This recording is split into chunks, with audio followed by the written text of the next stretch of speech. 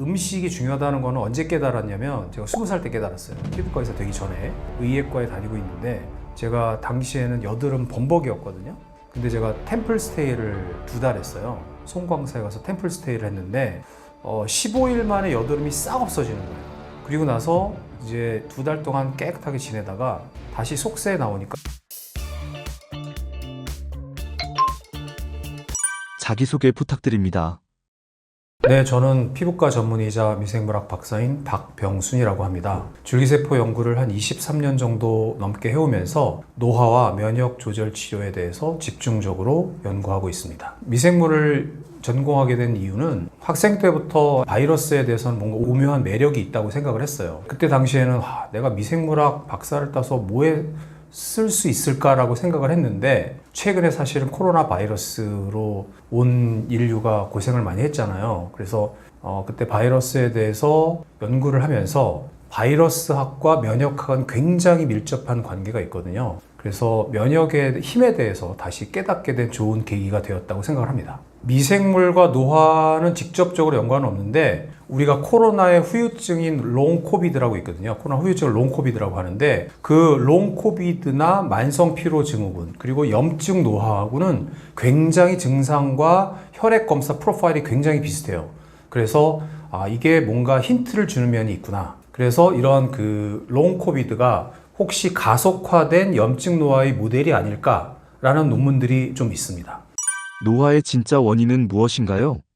노화의 원인에 대해서는 수많은 이론이 있습니다. 일반적으로는 세포나 조직이 스스로 회복하는 힘을 잃어가는 과정이라고 많이 얘기하는데 저는 노화는 그냥 나이가 드는 것이 아니라 염증이 우리 몸속에 스며드는 거라고 생각합니다. 예를 들면 60대 염증이 거의 없고 건강한 분이 계신가 하면 30대지만 이미 몸이 염증으로 가득 찬 그런 몸을 가지고 계신 분도 있을 수 있거든요. 그래서 사실은 중요한 것은 실제 나이가 아니라 염증의 나이가 중요하다고 생각합니다. 특히 앞으로도 계속 말씀드리겠지만 이 만성 염증의 가장 그 뒤에는 미토콘드리아, 앞으로 미토라고 줄여서 말할 텐데 미토의 기능 저하, 그리고 면역계의 기능 저하, 혈액력의 저하 이런 것들이 서서히 우리 몸을 갉아먹는 것이 진정한 노화의 핵심이 아닐까 저는 그렇게 생각합니다. 염증 노화는 영어로는 inflammation이라고 하거든요. 이거는 inflammation, 염증, 그리고 aging, 노화를 합친 말입니다. 그래서 이 단어 자체에 원인에 대한 설명이 들어 있습니다. 근데 우리가 염증이라고 하면 보통 급성 염증을 떠올리게 됩니다. 뭐 어디 상처가 나서 붓고 열나고 아프고. 하지만 여기서 말하는 염증은 만성 염증입니다. 만성 염증의 특징은 세균이나 바이러스 없이 생기고 아주 낮은 수준으로 굉장히 오랫동안 지속되는 그런 특징이 있습니다. 그래서 겉으로는 티가 잘 안 나요. 근데 이게 몸을 조금씩 하지만 꾸준히 망가뜨리는 그런 특징이 있습니다. 이런 통증 없이 진행되지만 세포 손상과 장기 기능 저하를 계속 일으키기 때문에 심장병, 당뇨, 치매, 암 이런 노인성 질환을 유발하기도 합니다. 이 개념이 사실 최근 노화 연구의 핵심 트렌드입니다. 내 몸의 염증 수치를 확인할 수 있는 방법이 있나요? 피 검사를 하고 그리고 여러 가지 잘 알려진 염증 마커들이 있고요. 저 개인적으로는 이거를 살짝 그 통계 처리를 해서 염증 인덱스를 구해 보거든요. 그러면 높을수록 염증이 높은 거고 낮을수록 염증이 낮은데 이걸 통해서 이분의 염증 나이 정도는 어느 정도다라는 것을 저는 제 나름대로 계산하고 있습니다. 염증 수치를 낮추면 어떤 변화가 생기나요? 저는 비유를 하자면 단순히 시계를 늦추는 것이 아니라 아예 기차가 다른 선로로 갈아탄다고 표현하고 싶습니다. 그래서 원래 우리가 그냥 늙게 되면 다 아픈 거라고 생각을 하잖아요. 그래서 원래는 병원과 약국으로 향하는 노선이 있지만 염증이 줄게 되면 그 선로가 산책을 한다든지 여행을 한다든지 취미로 이어지는, 그러니까 나이가 들지만 속도만 느려지는 게 아니라 아예 도착지가 바뀌는 그런 거라고 생각을 합니다. 그래서 노화의 방향타가 바뀌면 우리 남은 인생의 지도가 완전히 달라질 거라고 생각합니다. 구체적으로 어떤 증상이 나타나냐면 일단은 무드가 바뀌어요. 기분이 바뀌고요. 그리고 만성 피로에 대한 그런 그것이 많이 해방이 됩니다. 그리고 여러 가지 불안, 짜증, 우울감, 그 다음에 수면 부족 이런 것들이 해결된다는 게 가장 그 뚜렷하게 느끼는 증상들이고요. 그리고 집중력도 높아집니다. 그래서 이런 혈관과 장기 기능이 개선되면은 겉으로도 젊어 보이고 실제로도 건강해집니다. 젊은 쥐와 늙은 쥐의 혈액을 섞었더니 어떤 일이 일어났나요? 요거는 이제 2005년도에 미국 스탠포드 대학에서 선도적으로 실험을 했는데요. 이거는 젊은 쥐하고 늙은 쥐의 혈관을 서로 연결해서 피를 같이 돌게 했더니, 늙은 쥐는 젊어졌고, 젊은 쥐는 약간 늙어졌어요. 그래서, 처음에는, 젊은 피에 뭔가 비밀이 있구나, 이렇게 생각을 했습니다. 그래서 사실 미국에서는 젊은 사람의 피를 수혈해주는 그런 회사도 생겼고요. 그리고 어떤 억만장자 한 분은 자신의 아들을 수혈하자 이렇게 해서 수혈을 한 분도 있었어요. 근데 결과적으로는 아들만 피곤해졌는데, 그러니까 여기서 우리가 힌트를 얻을 수 있는 거는 젊은 피를 우리가 받는 것보다 늙은 피 속에 있는 여러 가지 노화를 촉진하는 쓰레기가 있거든요. 이 쓰레기를 빼내는 게 훨씬 더 중요합니다. 그래서 내 몸을 스스로 정화하고 재생시키는 이런 피의 힘, 이거를 저는 혈액력이라고 제 책에서는 명명했습니다. 노쇠를 어떻게 개선할 수 있을까요? 먼저 노쇠가 뭔지 알아야 되는데요. 노쇠는 노화랑 다른 거고, 노쇠는 염증 노화의 영향이 가장 직접적으로 눈에 띄는 방식으로 보여지는 질환이거든요. 그래서 염증 노화로 인해서 근감소증을 거쳐서 활력까지 떨어지는 게 특징인데, 이렇게 되면 걷는 속도도 느려지고 피로감도 동반됩니다. 그래서 5가지가 있는데, 근력 저하, 보행 속도 저하, 피로감, 체중 감소, 활동량 감소 중에서 3개가 넘어가면 노쇠라고 저희가 진단을 합니다. 먼저 염증 예방이 가장 중요하고요. 그리고 근육량을 지키는 식사와 저강도 운동을 자신의 수준에 맞게 꾸준히 해야 합니다. 그러려면 단백질 섭취를 신경 써야 되고, 걷기라든지 스쿼트라든지 반복적인 활동이 굉장히 중요하고, 여러 가지 영양제나 이런 것보다는 일상생활의 실천이 중요합니다. 하루에 필요한 단백질의 양을 레귤러하게 먹는 게 굉장히 중요하거든요. 그래서 잘 아시다시피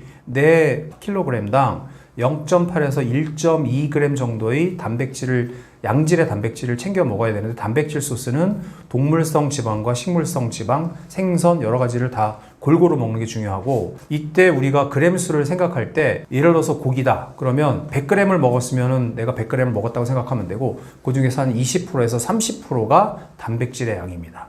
걷기는 이제 일반적으로 우리 10,000보를 걸어야 된다고 생각을 하는데, 10,000보보다는 사실은 어느 연구 결과에 따르면 하루에 7,000보면 충분하다고 돼 있어요. 그리고 저는 운동, 특히 이제 저항 운동, 근력 운동을 위해서는 하체 운동이 중요하다고 생각해요. 왜냐면 하체가 근육의 70%가 넘게 있기 때문에요.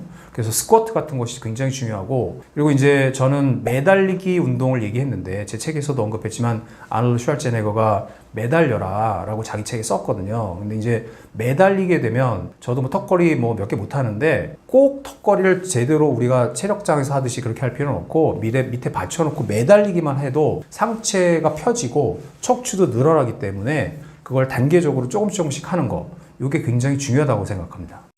염증 노화가 시작됐을 때 몸에서 보내는 신호가 있나요?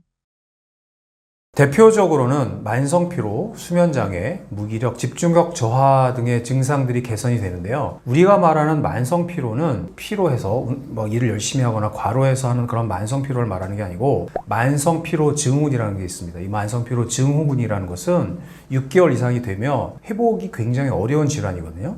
이런 것들은 이제 염증 마커도 굉장히 올라가 있고, 그다음에 굉장히 고생을 하시는 분이 있어요. 그리고 수면장애 같은 경우에도, 우리가 수면장애 그러면 여러 가지 정신적인 요인, 스트레스 같은 것도 있지만, 염증 마커가 높아서 우리 몸이 염증 상태에 있을 때도 불면증이 올 수 있습니다. 그리고 집중력 저하는 영어로는 brain fog라고 하는데, 쉽게 말하면 뇌에 안개가 낀 것처럼 뿌연 거예요. 그래서 머리도 잘 안 돌아가고 생각도 잘 안 나고, 이런 것들이 대표적인 증상입니다.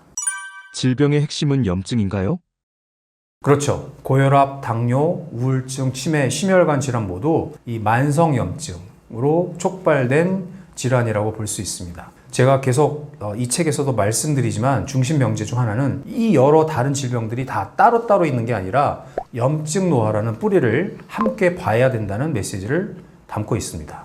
금간에는 만성염증이 있기 때문에 내 몸의 만성염증을 컨트롤하기 위해서 뭔가의 액션을 취하는 게 중요하고, 그러려면 미토콘드리아가 이 만성염증을 일으키니까 우리 몸의 숨은 지배자, 미토님의 심기를 건드리면 안 되죠. 그래서 미토님이 건강하게 할 수 있는 거를 말씀드릴 겁니다. 일단 자각 증상이 없어요. 그래서 조용한 불씨로 작용하면서 세포와 장기가 천천히 손상된다는 게 가장 무서운 것이죠. 그래서 이제 이러다가 어느 날 갑자기 이제 질병이 생기는 거죠. 그래서 아까 말씀드렸다시피 기억력 저하, 우울증, 심혈관 질환, 뭐 치매 이런 것들이 다 연관이 없어 보이지만 그 근간에는 뿌리가 하나라는 게 그게 가장 무서운 점이라고 보입니다. 그래서 구체적으로 말씀을 드리면 연구 결과로는 우리 기억력이 떨어지게 되고요. 그리고 우울증과 같은 그런 우리의 무드가 우울감이 깊어지는 거, 그 다음에 심혈관 질환이 생긴다는 거, 그리고 수명이 단축된다는 거. 그래서 만성염증은 어떻게 보면 소리 없는 암살자라고 볼 수 있습니다. 그래서 오늘 조기 진압하면 내일의 기억력, 기분, 심장, 수명, 혈관을 지킬 수 있습니다. 최근 연구 결과에 따르면 기억력이 떨어지게 되는데 기억력이 떨어질 때 한 20년 정도의 기간에 걸쳐서 평균 한 부피가 뇌의 부피가 5% 정도 줄어든다고 연구 결과가 나와 있고요. 그리고 기분 같은 경우에는 염증 마커가 올라가게 되면 우울증이 더 깊어진다는 것은 너무나 잘 알려져 있는 사실이고, 그다음에 염증 단백질 우리 CRP, C 반응성 단백질이 높은 여성은 심혈관 위험이 70% 이상 더 높다고 되어 있습니다. 그리고 동물 실험에서 단백질 중에 하나인 인터루킨 11이 차단됐더니 이게 염증 마커거든요. 근데 이거를 차단했더니 수명이 25% 증가했다는 연구 결과가 있습니다. 환자들의 염증 수치를 측정하면서 드는 생각이 있으신가요? 우리가 일반적으로 많이 측정하는 수치는 공복 혈당, 공복 인슐린, 그다음에 콜레스테롤, 간 염증 수치 이런 건 다 기본적으로 하는 것들이고요. 그다음에 특별히 제가 많이 보는 것이 이제 호모시스테인, 페리틴, 그다음에 요산을 많이 보거든요. 이 세 가지는 사실은 미토콘드리아의 기능을 간접적으로 보여주는 그런 지표고요. 그 중에서 저는 페리틴을 가장 중요시 보는데, 우리가 페리틴 그러면 사실은 이제 떨어져 있으면 혹시 빈혈이 있는 거 아니냐, 높은 게 좋은 거 아니냐라고 생각을 하는데, 이제 페리틴이 왜 중요하냐면 우리가 우리 몸속에 있는 여러 가지 금속 이온들이 있잖아요. 뭐 나트륨, 칼륨, 마그네슘 이런 것들, 여러 칼슘 이런 것들이 있는데 이런 것들은 다 유리된 상태로 존재하거든요. 근데 우리 몸 속에 있는 이가 철 이온과 삼가 철 이온, 페릭 아연과 페러스 아연은 이외에는 페리틴으로 둘러싸여 있는 거예요. 왜 그러냐면 얘네들은 계속해서 전자를 주고받으면서 우리 몸속을 굉장히 그 산화 스트레스를 많이 주는 거예요. 그래서 어떤 분은 데니스 망간이라는 분은 이 철 이온을 뭐라고 비유를 했냐면, 파티에 가면은 이렇게 막 분위기 깨는 사람 있죠. 막 술 먹고 난동 피는 사람. 그런 사람이다라고 표현할 정도로 이 철 이온이 많으면 많을수록 우리 몸속에 염증 스트레스를 주거든요. 그래서 이 페리틴을 낮게 하는 게 굉장히 중요하고, 그래서 이 데니스 망간은 뭐라고 표현을 하냐면, 여성분이 수명이 더 긴 이유 중에는 여러 가지 요인이 있지만 레귤러하게 정기적으로 생리를 하는 것이 오히려 건강에 훨씬 더 좋다라는 말을 하고 있습니다. 그 염증 수치를 보면 치료 효과에 대한 대략적인 예상도 되고요. 그리고 외모에서도 그런 거를 대충 볼 수 있어요. 약간의 상관관계가 저 나름대로는 있다고 생각합니다. 그래서 여러 가지 염증 마커가 진짜 중요한 그런 요소구나 라는 거를 계속 깨닫고 있습니다. 그래서 계산을 해보면 실제로 내 나이가 50이라고 해도 염증 인덱스로 따지면 한 55세인 사람도 계시고요. 훨씬 더 젊은 분도 계세요. 45세, 심지어 40세까지 나온 분도 계시거든요. 그래서 이게 뭐 정확한 생체 나이의 예측에 있어서 어느 정도 예측력이 있구나라고 판단합니다. 개인차가 많죠. 워낙 다양하죠. 높은 분도 많고 낮은 분도 많고. 근데 이제 활기차게 막 활동을 많이 하시는 분들은 낮은 분들이 많고요. 조금 활력이 떨어져 있는 분들은 높은 분이 많은 것 같아요. 그건 개인차가 너무 많습니다. 만성염증을 만드는 최악의 요소들은 어떤 것이 있을까요? 우리 현대인을 편리하게 만든 것들이 다 이 만성염증을 유발하는데요. 첫 번째로는 운동 부족이고요. 두 번째로는 식단의 변화죠. 그래서 식이섬유가 프리바이오틱스가 적어진 식단과 초가공식품과 정제당, 술이 많이 먹게 되는 거. 그다음에 장내 미생물의 불균형. 그래서 장이 헐거워져서 내독소가 자꾸 혈액 속으로 유입돼서 필요 없는 염증이 생기는 거. 그리고 여러 가지 화학물질에 노출되고 있습니다. 뭐 잘 아시다시피 환경 호르몬, 그다음에 여러 가지 산업적인 화학물질, 미세먼지, 특히 담배 이런 것들이 우리 몸을 계속해서 염증을 유발시키고요. 마지막으로 5번째가 인공 조명인데 이 인공 조명 중에서도 밤에도 굉장히 밝잖아요. 그리고 또 우리 블루라이트 많이 노출되잖아요. 이런 것 때문에 생체 시계가 교란되죠. 그래서 저는 불편하게 살자는 뜻이 아니라 우리 몸을 편하게 만들어줘서 잃어버렸던 우리 기능을 찾아야 되지 않느냐 이렇게 생각합니다. 이제 우리가 운동을 하게 되면 이제 마이오카인이라는 게 나오고요. 그 마이오카인이 나오게 되면 이제 뇌도 맑게 하는 효과가 있고 그리고 염증에 대해서도 긍정적인 효과를 미칩니다. 예를 들어서 계단을 오락내락 하게 되면 우리 근육에서는 마이오카인이라는 물질이 나오고요. 이 마이오카인은 우리의 뇌도 맑게 할 뿐만 아니라 염증도 떨어뜨리는 그런 좋은 효과가 있습니다. 그래서 우리가 규칙적으로 운동을 할 수 있는 그런 발판을 만드는 게 중요합니다. 염증 낮추는 건강한 식사 어떻게 해야 할까요? 건강한 재료로 건강한 조리법으로 한 음식이 저는 건강에 좋다고 생각을 하는데 여기서는 가공식품, 특히 초가공식품과 정제된 당을 줄인 식단이 중요하다고 생각합니다. 그리고 충분한 단백질과 건강한 지방으로 잘 조리하는 게 중요한데 이 중에서 이제 초가공식품이라고 하면 우리 간단해요. 그냥 화려한 포장지에 성분표가 복잡하면 초가공식품일 가능성이 높으니까 편리함을 위해서 그런 초가공식품보다는 건강한 재료를 직접 사서 건강 방법으로 해서 재료가 보이게 먹는 것, 이게 저는 건강하다고 봅니다. 건강검진 수치 정상, 건강 문제 없는 걸까요? 수치는 지금 현재 어디 있는가를 알려줄 뿐 앞으로 어디로 가고 있는가는 말해주지 않죠. 그리고 숫자가 동등하더라도 사람마다 의미가 다를 수 있어요. 왜냐하면 그 사람의 생활 습관, 그 사람의 가족력, 그 다음 내 몸에 느끼는 증상 이런 것들이 다 다르기 때문에 그걸 다 함께 봐야 진짜 상태를 알 수 있습니다. 그래서 저는 6개월에 한 번 정도 혈액 검사를 하고 그다음에 이 염증 마커들을 모아서 염증 인덱스로 평가를 하는 것을 추천드립니다. 왜냐하면 혈액은 거짓말을 하지 않기 때문입니다. 여기서 정상이라는 것은 통계적인 평균 속에 들어간다는 얘기지 내 몸이 최적의 상태에 있다는 것을 뜻하는 것은 아닙니다. 예를 들면 내 공복 혈당이 99예요. 그러면 99면 정상이네 하고 넘어가는 게 아니라 내 공복 인슐린 수치가 어느 정도냐 이게 굉장히 중요하거든요. 그래서 낮은 인슐린 수치로도 혈당이 유지된다면 그 사람은 굉장히 건강한 거지만 아주 많은 인슐린을 소모하면서 혈당이 낮다면 이 사람은 인슐린 저항성이 있거나 아니면 진행될 가능성이 매우 높다고 볼 수가 있습니다. 그래서 여기서 정상 범위 내에서도 최적의 수치를 보는 것이 굉장히 중요하고 또 하나는 수치가 어떤 트렌드로 가고 있느냐, 높아지고 있느냐, 낮아지고 있느냐 이것도 우리의 미래를 예고한다고 볼 수 있습니다. 약이 절대적인 치료제가 아닌 이유가 있나요? 약은 사실은 결과에 대한 조절을 하는 장치의 역할이 크다고 볼 수가 있습니다. 그래서 예를 들면 우리가 고혈압이 있어요. 그럼 고혈압 약을 먹으면 혈압은 내려가지만 그 근본적인 원인이 치료가 되는지에 대해서는 한번 생각을 해봐야 돼요. 또한 당뇨가 있다. 그래서 혈당이 내려갔다. 그럼 내가 치료가 됐냐? 이런 여러 가지 이제 예를 들면 대사증후군이 있다고 하면 이 대사증후군의 가장 핵심적인 원인은 인슐린 저항성이거든요. 그러면 인슐린 저항성은 개선이 되느냐? 이건 한번 생각을 해봐야 됩니다. 그래서 우리가 지금 염증 노화를 얘기하고 있는데 염증 노화의 근본적인 원인은 인슐린 저항성과 아까 말씀드린 미토콘드리아, 미토의 기능 저하가 서로 계속 악순환의 그 고리를 불러일으키게 됐는데 여기서 미토콘드리아, 저는 우리 몸의 지배자라고 표현하거든요. 미토콘드리아를. 우리 몸의 지배자인 미토콘드리아가 과연 얘네들이 회복되고 있는가? 이거를 생각해 봐야 된다고 생각합니다. 그래서 염증은 조절할 수 있는데 이 고리를 끊어야지만 진짜 근본적인 치료가 된다. 이렇게 생각합니다. 100세 장수인들의 공통점은 무엇인가요?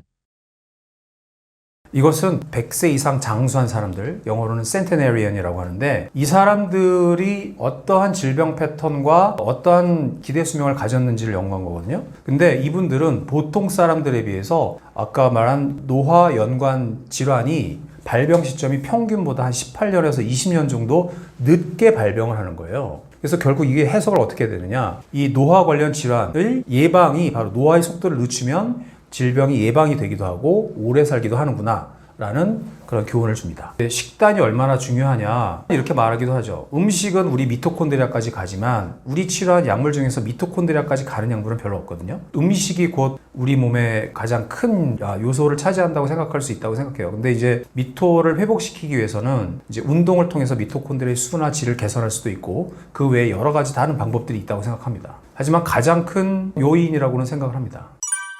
암과 알츠하이머의 공통점이 있나요?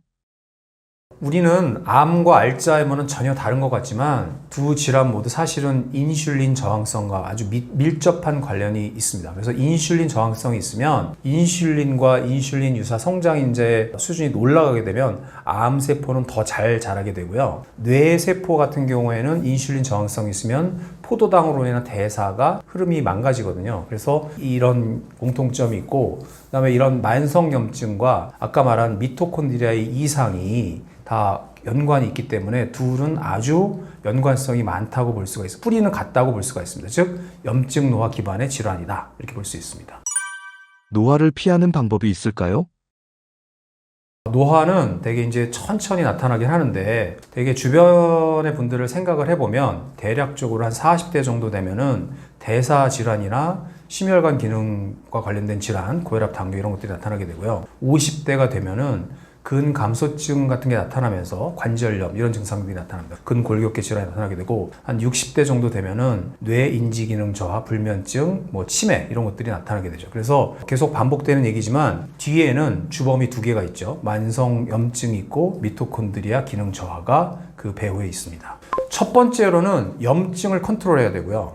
염증을 컨트롤하기 위해서 두 번째로는 세포, 그 중에서 미토의 심기를 건드리지 말아서 미토의 건강을 유지하는 게 굉장히 중요하고 이게 되면 세 번째 면역 기능이 최적화하게 될 것입니다. 그래서 이 세 가지를 통해서 단순히 시계를 늦추는 것이 아니라 아까도 말씀드렸다시피 아예 기차가 다른 선로로 갈아타는 탈노화의 길로 간다고 봅니다. 무엇을 먹느냐만큼 언제 먹느냐도 중요한가요? 우리 몸의 지배자는 미토가 중요한데 미토에도 월라벨이 있습니다. 그래서 우리도 하루 8시간 근무하는데 미토에게 8시간 이상 일을 하라고 하면 야근을 한다든지 8시간 일을 하게 되면 미토도 힘들죠. 그래서 여기에 해당되는 게 뭐냐면 간헐적 단식 또는 시간 제한 식사라고 하고요.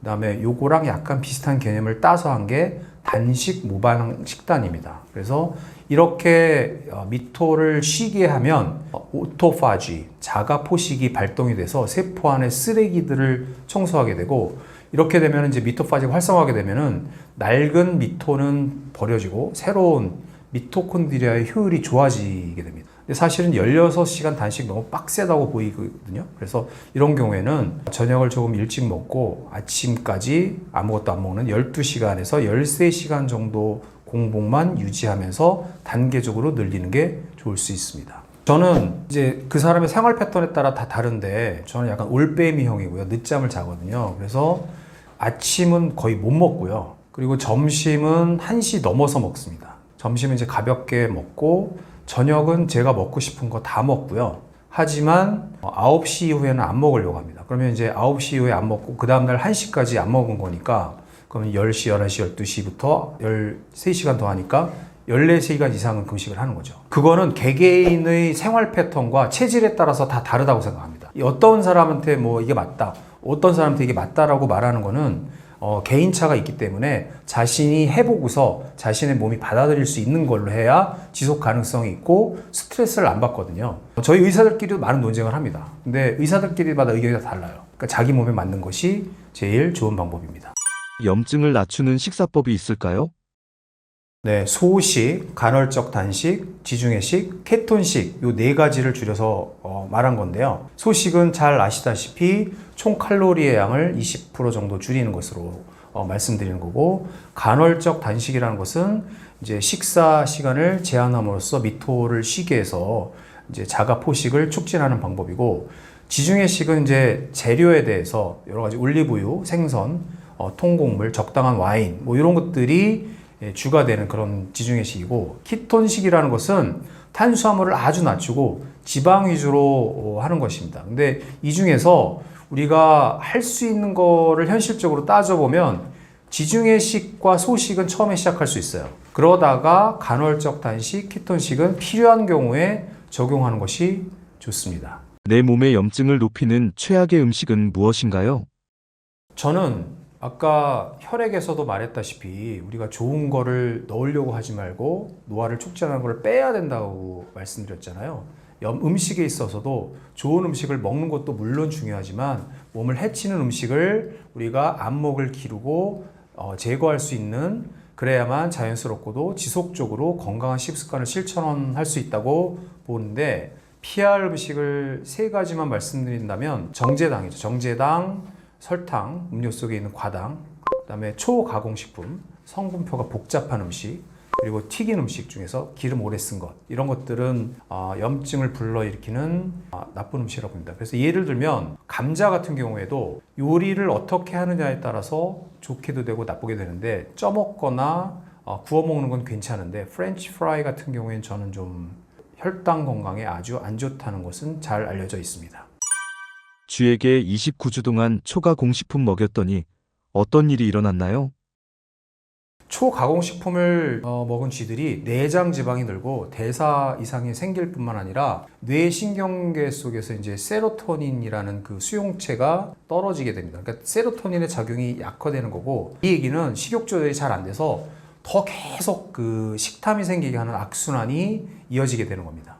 초가공식품에 정제당을 먹게 되거나 이러면 대사 기능에 장애를 초래할 가능성이 높기 때문에, 그리고 이렇게 먹게 되면 계속 식탐이 생기게 될 가능성이 높다는 거죠. 의사에게 돈 쓰지 말고 농부에게 돈을 쓰세요라는 말은 어떤 의미인가요? 농부는 좋은 식재료를 주는 사람이고요. 그리고 의사에게 쓴다는 거는 이제 의사뿐만 아니라 약값으로 많이 지출하게 되니까 편리함의 초가공식품을 고르지 말고 좋은 재료를 골라서 재료가 보이는 건강한 방식으로 요리를 하게 되면 이것은 지출이 아니라 선불 건강보험처럼 건강해질 수 있다, 이런 뜻입니다. 나물 어떻게 먹어야 건강할까요?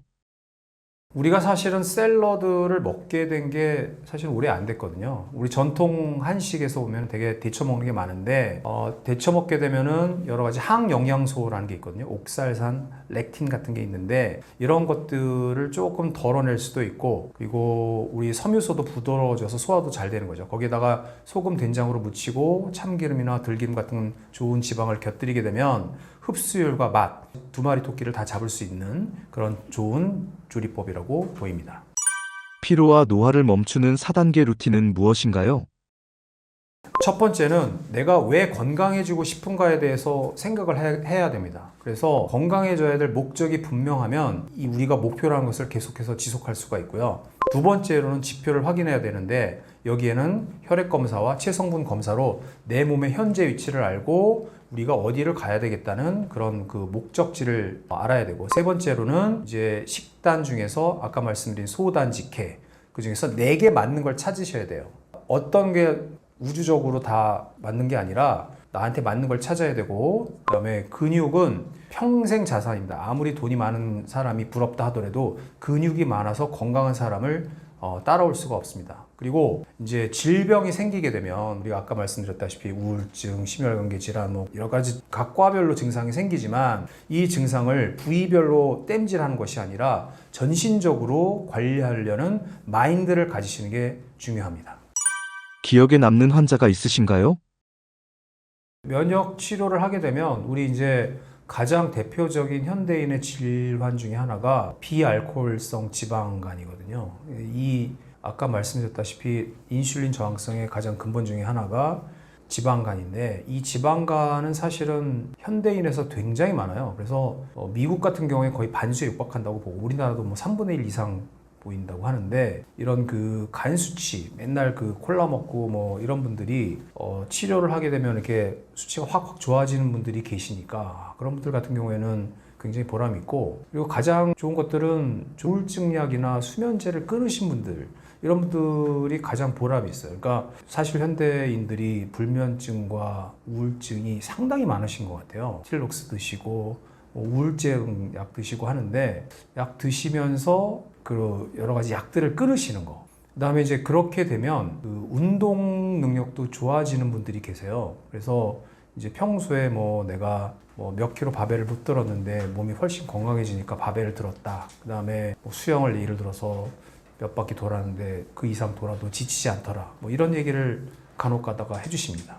피 검사를 하고요. 그리고 이제 거기에 해당되게 면역을 조절할 수 있게 제가 치료를 하게 되면 그럼 이제 그런 혈액 검사 수치가 좋아지게 되죠. 염증 인덱스가 떨어지게 돼요. 그러면서 저절로 여러 가지 증상들이 좋아지는 거를 보게 되면 아, 면역의 힘은 위대하구나 라는 거를 다시금 깨닫게 됩니다. 잘 회복이 되면 한 2달, 3달 정도면 충분한 것 같아요. 제가 잘 가는 그 앞에 식당이 있는데 이제 그 사장님이 눈이 시뻘겋고 피곤해 보이시는 것 같아요. 그래서 얼굴도 피부도 푸석푸석하시고 그래서 이제 뭐 어디 편찮으시냐 그랬더니 밤에 잠을 못 잔다. 그래서 한번 피 검사 하나 받아보시자 그랬더니 특이하게 요산이 굉장히 높으셨어요. 그래서 이제 자기 남동생이 통풍이 있었고 우리 요산이 높다 그러면 대개는 통풍이 있는 걸로만 생각하거든요. 근데 이제 요산은 아까도 말씀드린 것처럼 미토의 그런 그 기능을 간접적으로 평가할 수 있는데 그리고 페리틴도 높으셨고 그래서 이제 치료를 받으셨더니 한 2달, 3달 정도 지나니까 요새는 잠이 너무 와서 미치겠다 이러시더라고요. 그래서 뭐 그런 것들 그리고 상당히 우울증 약 끊으신 분들은 너무 많고요. 그래서 이게 확실히 이제 염증 마커가 떨어지면 확실히 무드가 좋아지는구나. 확실히 연관이 있구나. 체내 염증이 폭발하면 나타나는 증상이 있나요? 가장 저는 이 음식이 중요하다는 거는 언제 깨달았냐면 제가 20살 때 깨달았어요. 피부과 의사 되기 전에. 그래서 이제 의예과에 다니고 있는데 제가 당시에는 여드름 범벅이었거든요. 근데 제가 템플스테이를 2달 했어요. 송광사에 가서 템플스테이를 했는데 15일 만에 여드름이 싹 없어지는 거예요.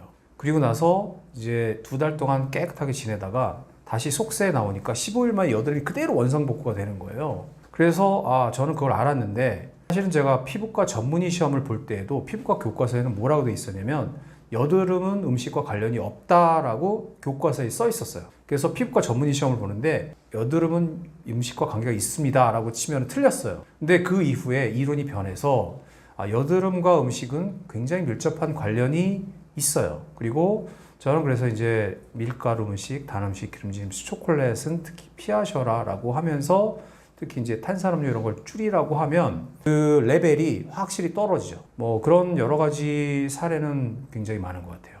염증은 그러니까 내부적으로 나타나지만 이제 저는 피부과 의사니까 밖으로 보이는 피부에도 상당히 많은 그런 증상들이 나타나고요. 그래서 그 여러 가지 염증성 질환 중에서 여드름도 있지만 원형 탈모증 같은 것도 굉장히 관계가 많은 것 같아요. 그래서 이제 염증 조절을 하게 되면 원형 탈모증 같은 경우에도 좋아져요. 원형 탈모증이 뭐냐면 이제 자가 면역 질환 중에 하나인데 이제 아주 경증 같은 경우는 이렇게 동전만큼 이렇게 구멍이 뚫려서 탈모가 생기는 거지만 심하면 전신적으로 번지거든요. 근데 그런 경우에도 이건 분명히 내부적인 염증과 연관이 있어요. 그런 그 내부적인 치료를 하지 않으면 안 된다. 밖으로 보이는 것도 중요하지만 내가 그걸로 스트레스를 받는다 그러면 그거는 굉장히 중요하다고 생각해요. 내가 어떻게 느끼냐 이거 중요하지 않다고 생각하면 괜찮은데 이제 요새 하도 그 사람들이 그런 얘기를 많이 하고 그 중고등학생들도 그런 문화가 다르더라고. 옛날에는 우리는 여드름 생기면 건 당연한 거야 그랬지만 요새는 부모님들이 애를 데리고 오세요. 그러면 얘가 거울 보느라고 공부를 안 해요. 이렇게 진짜 미치겠어 뭐 이러시더라고요. 그럼 이제 저는 그러죠. 이게 얘 고민거리를 해결해 줘야 된다. 그래야 얘가 공부를 하지. 어떻게 그냥 독서실에만 넣는다 공부하겠습니까? 그래서 자기가 그걸로 스트레스를 받는다면 그게 바로 필요할 때라고 생각해요. 내 몸의 염증 수치를 알 수 있는 방법이 있나요?